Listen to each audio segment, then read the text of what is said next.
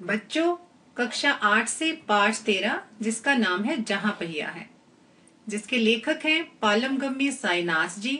इनका जन्म हुआ 1957 में, जन्म स्थान रहा मद्रास। पालमगम्मी साईनाथ जी इस लेख द्वारा, जिसका नाम है जहां पहिया, एक साइकिल आंदोलन की बात करते हैं और तमिलनाडु क्षेत्र के एक प्रसिद्ध जिले में किस तरह से महिलाएं साइकिल के पहिए को एक आंदोलन का रूप देती हैं और किस तरह से स्वतंत्र होती हैं, अपने घर और समाज से बाहर निकलकर आत्मनिर्भर बनती हैं। साइकिल का पहिया एक साधन के रूप में प्रस्तुत होता है और उसका उपयोग होता है एक बहुत बड़े आंदोलन के रूप में, जहां पर पुरुष प्रधान समाज में पहले स्त्रियों को किसी भी तरह की स्वतंत्रता नहीं थी, कोई भी काम करने की या घर से बाहर जाकर कमाने की। लेकिन इस पहिए के द्वारा ही उनमें आत्मनिर्भरता जागी और उन्होंने अपने काम स्वयं करने आरंभ किए। अब वे बिल्कुल स्वतंत्रता से अपने कार्य करती हैं और उनमें एक नई आजादी का अनुभव या संचार हुआ है। आइए सर्वप्रथम लेखक का जीवन परिचय जान लें। पी साईनाथ का जन्म 1957 में मद्रास अर्थात चेन्नई में हुआ था। ये एक पत्रकार हैं। ये अंग्रेजी अखबार द हिंदू और वेबसाइट इंडिया के ग्रामीण मामलों के संपादक हैं। ग्रामीण मामलों अर्थात गांव में होने वाले जो भी किस्से हैं, जो भी उनकी समस्याएं हैं, उनके बारे में वे लिखते हैं, संपादक का काम करते हैं। ये पूर्व राष्ट्रपति वीवी गिरी के पोते हैं। इन्हें कई सम्मान मिले। इनके द्वारा लिखी गई रचनाओं को बहुत सम्मान मिला, जिनमें प्रमुख हैं साहित्य में डॉक्टरेट की उपाधि इन्हें दी गई, रेमन मैग्सेसे अवार्ड से सम्मानित किया गया, जर्नलिस्ट ऑफ द ईयर के पुरस्कार से सम्मानित किया गया, हैरी चैपिन मीडिया अवार्ड से भी सम्मानित किया गया। इनके द्वारा प्राप्त किए गए इतने बड़े बड़े अवार्ड्स, पुरस्कार यही दर्शाते हैं कि इनके द्वारा लिखी गई रचनाएं बहुत ही सराही गई, लोगों द्वारा पसंद की गई। पी साईनाथ एक सम्मानित पत्रकार और रचना लेखक रहे हैं।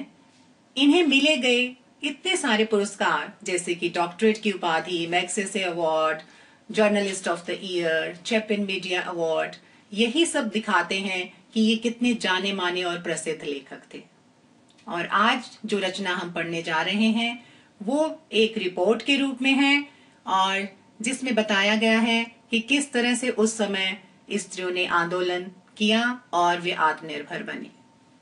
अमर्त्य सेन ने उन्हें अकाल और भूखमरी के विश्व के महानतम विशेषज्ञों में से एक माना है।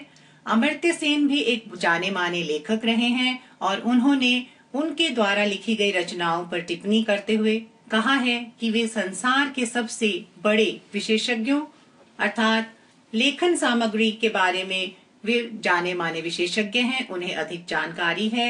खासकर भारत में किस तरह से अकाल और भूखमरी की अवस्था पर उन्होंने लिखा है, ये एक बहुत ही बड़ी बात है।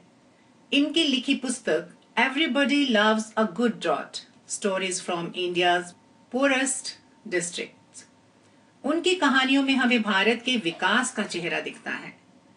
इनके द्वारा लिखी गई कहानियां या लेख अंग्रेजी में लिखे गए, जिनका हिंदी में बाद में अनुवाद किया गया। आज की रचना भी इनके द्वारा अंग्रेजी में लिखी गई अनुदित रचना है और उसमें भारत के विकास या अन्य रचनाओं में भी भारत के अलग अलग समय में जिस तरह से विकास हुआ, प्रगति हुई, उसका चेहरा नजर आता है। आइए पाठ प्रवेश जान लेते हैं।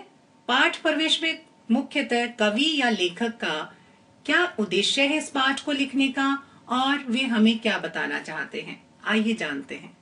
सुप्रसिद्ध पत्रकार पी साईनाथ की अंग्रेजी से अनुदित रिपोर्ट, जैसा कि मैंने पहले भी कहा कि इनके द्वारा लिखी गई रचनाएं अंग्रेजी में हैं और इनका बाद में हिंदी में अनुवाद किया गया है। ये एक रिपोर्ट है। रिपोर्ट का मतलब है कोई भी काम या घटना का आरंभ से लेकर अंत तक का पूर्ण विवरण, किस तरह के सकारात्मक या नकारात्मक उसमें पॉइंट रहे, नेगेटिव और पॉजिटिव पॉइंट रहे, उसका पूरा वर्णन रिपोर्ट में दिया जाता है। जिस तरह से आपकी भी साल के अंत में परीक्षा द्वारा जांच करके एक रिपोर्ट तैयार की जाती है जिसे रिजल्ट रिपोर्ट कहते हैं। उसमें आपके द्वारा प्राप्त किए गए अंक या आपकी कमियां या आपकी खासियत के बारे में दर्शाया जाता है। ये भी तमिलनाडु क्षेत्र के एक प्रसिद्ध जिले की रिपोर्ट है कि किस तरह से वहां की स्त्रियों ने एक छोटे से पहिए के द्वारा क्रांति लाई और अपनी आजादी के लिए लड़ाई लड़ी। जहां पहिया है में स्त्री सशक्तिकरण का एक सजीव उदाहरण प्रस्तुत किया गया है, स्त्री की शक्ति का वर्णन करते हुए कि किस तरह से उन्होंने अपनी शक्ति को जाना और अपनी आजादी की लड़ाई लड़ी। जहां पहिया इसी की एक रिपोर्ट है।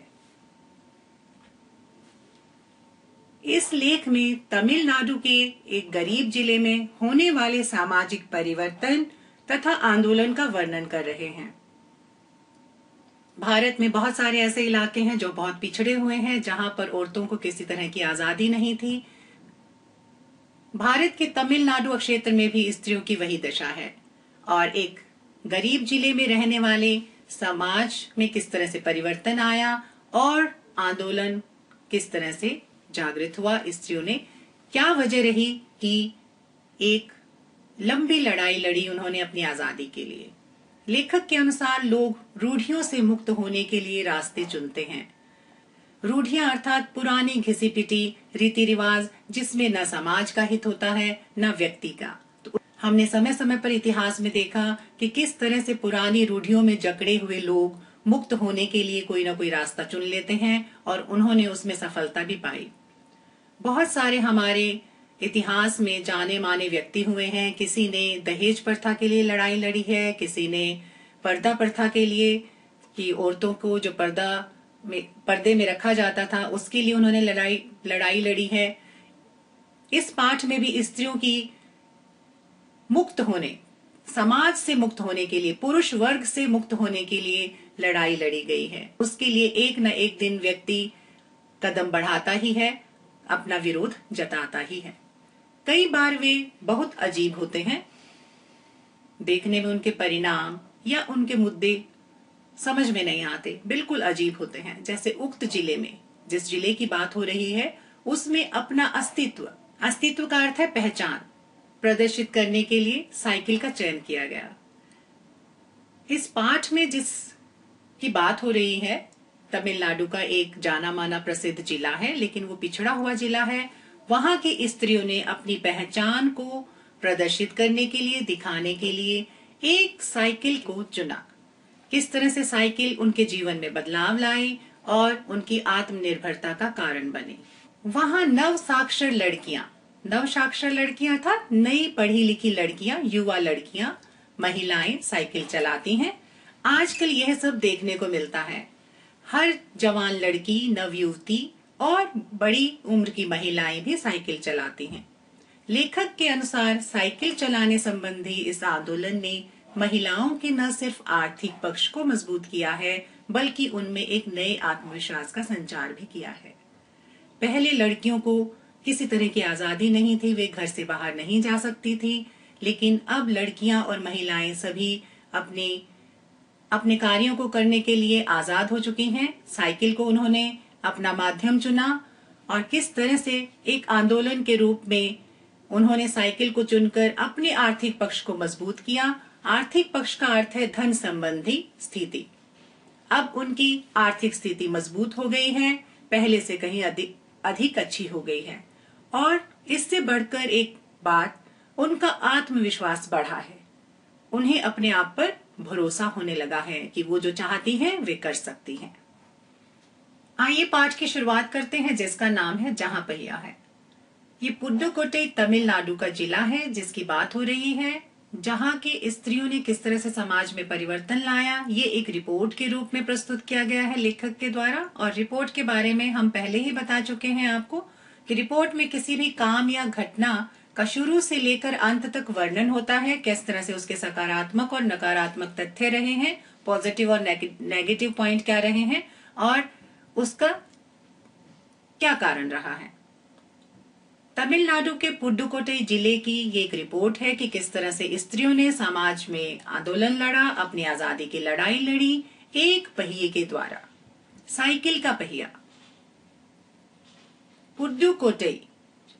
पुडुकोट्टई तमिलनाडु का बहुत ही गरीब पिछड़ा हुआ इलाका है और जिस तरह से भारत में अनेक स्थानों पर स्त्रियों को स्वतंत्रता नहीं है, तो पुडुकोट्टई में भी स्त्रियों की वही हालत है। पुरुष प्रधान समाज में उन्हें किसी तरह की आजादी नहीं है, किसी तरह की स्वतंत्रता नहीं है। वे घर से बाहर निकलकर अपने कामकाज नहीं कर सकती हैं, अपनी कोई आमदनी का जरिया नहीं ढूंढ सकती हैं। वे पूरी तरह से पुरुष पर निर्भर रहती हैं, बचपन में पिता पर और फिर जवानी में अपने पति पर और फिर पुत्र पर। सभी स्थितियों में वे पुरुष पर निर्भर रहती हैं, लेकिन उन्होंने अपनी आजादी की लड़ाई लड़ी और साइकिल को उसका जरिया बनाया। आइए इस रिपोर्ट में जानते हैं कि क्या रहा। तमिलनाडु की औरतों ने साइकिल चलाना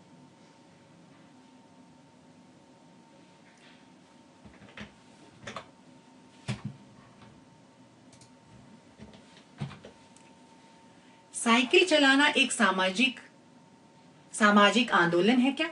लेखक ने प्रश्न उठाया है और कहा भी है कुछ अजीब सी बात है, क्योंकि एक साइकिल का पहिया किस तरह से समाज में बदलाव ला सकता है, एक आंदोलन का रूप ले लेता है।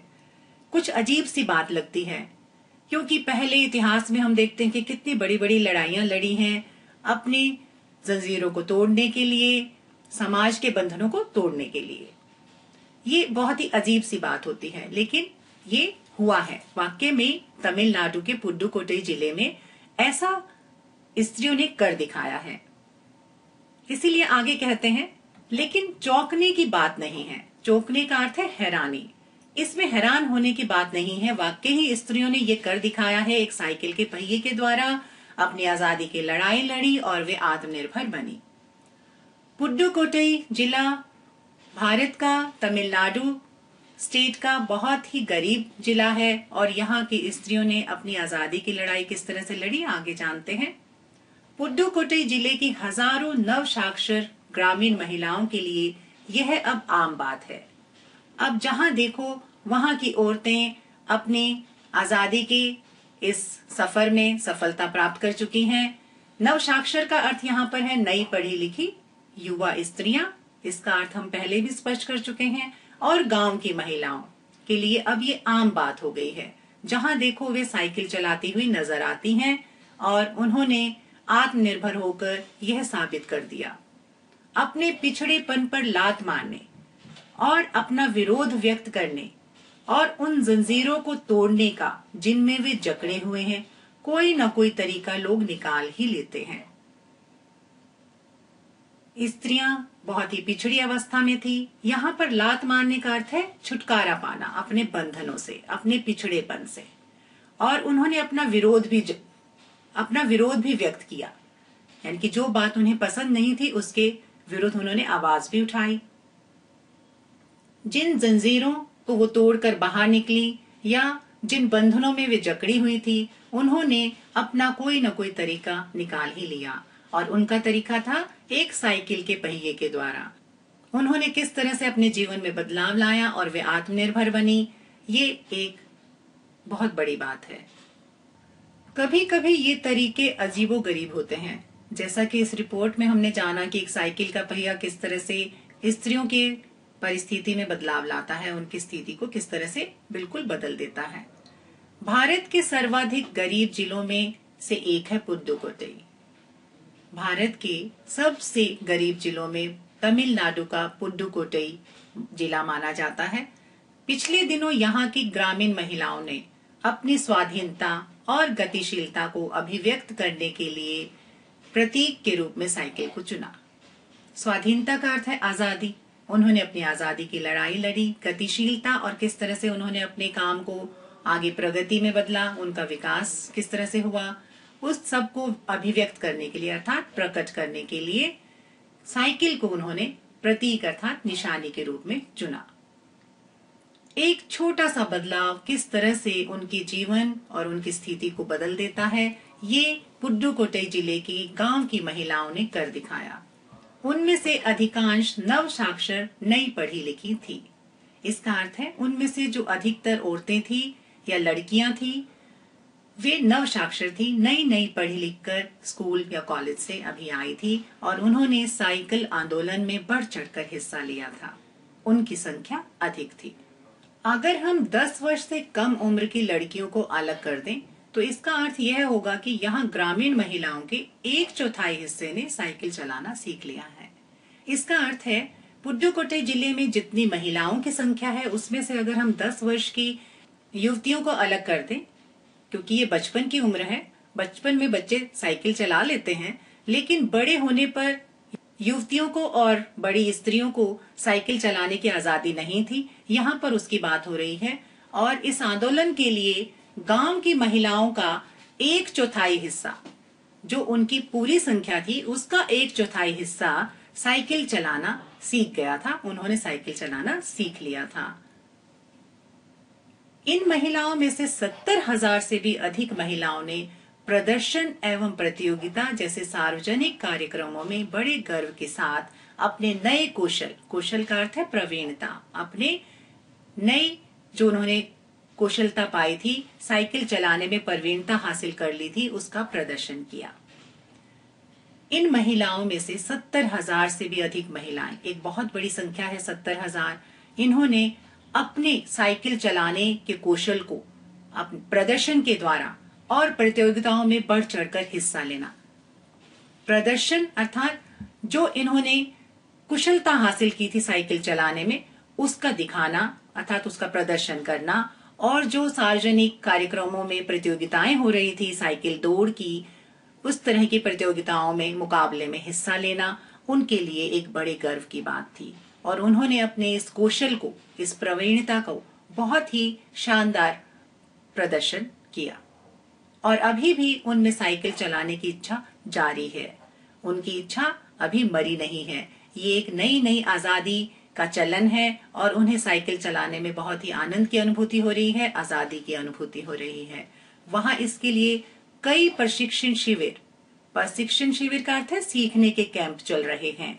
अब लोगों के द्वारा स्त्रियों को साइकिल चलाना सिखाया जा रहा है और स्त्रियां बढ़ चढ़कर साइकिल चलाना सीख रही हैं और जिन महिलाओं ने साइकिल चलाना सीख लिया है वे भी उनकी इस कार्य में मदद कर रही हैं।